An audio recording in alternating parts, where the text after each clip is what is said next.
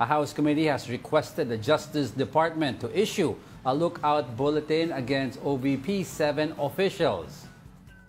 These are Chief of Staff Zuleika Lopez, Assistant Chief of Staff and Bids and Awards Committee Chair Lemuel Ortoño, Administrative and Financial Services Director Rosalyn Sanchez, Special Disbursing Officer Gina Acosta, and Chief Accountant Julieta Villa del Rey. Also included in the list are former Education Assistant Secretary Sunshine Chari Fahara and her husband Edward Fajarda.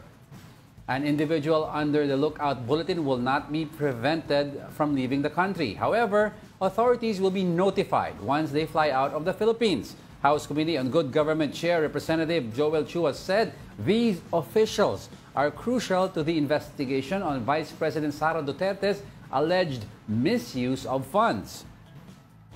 There are some who are trying to leave the country. So, as to kung sino, hindi naman na-divulge yung mga name. But, syempre, ayaw naman nating baka mamaya, kagaya nangyari kay Mayor Alice Guo, nasa lisihan tayo.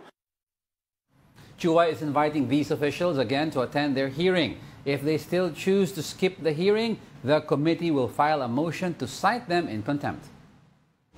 Baka mamaya may mag-motion to cite them in contempt. So, we will be forced to cite them in contempt. So, pag may contempt, so paano natin i-contempt yung tao na wala naman dito?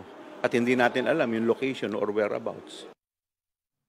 Oh, tsaka sabi I remember yung few weeks ago nung may Quadcom hearing pa, sabi ni Kong Dan Fernandez medyo puno na daw yung detention facility ng Batasan. So riniremand nila yung mga tao sa mga iba-ibang correctional institutions or jail, 'di ba? Yung to hold them kasi they don't fit in.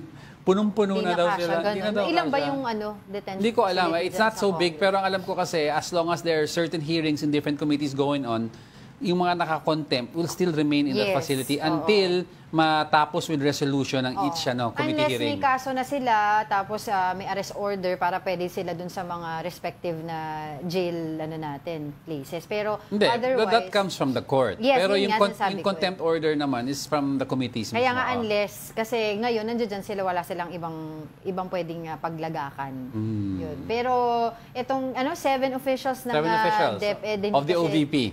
Hindi kasi sila umaattend nga nitong hearing. So hopefully, by doing this, ito naman, ILBO to di ba? Immigration Lookout Bulletin. It doesn't mean malinaw, it doesn't mean hindi pwede lumabas. Hindi naman ito yung Hold Departure Order in other words, or HDO na tinatawag. Itatrack ka lang kung saan ka pumunta, saan ang exit point mo. Kung lumabas ka ba. And then we will notify the country of their, kung arrival area nila, ino-notify natin na kung pumasok nga doon. So their immigration will also take a look kung mag-exit sila tapos magpiping sa atin. Pero they're allowed to leave. Din yun kung mamaya i-cite in contempt, hindi na naman umaten, i-cite mo in contempt, wala na pala dito sa Pilipinas. Binabali wala na ng ibang tao yung mga contempt order na at saka yung mga hearings. Oo. Kailan ba ra-wrap up ang hearings sila? Hindi pa natin alam. Hindi pa natin alam. Sige.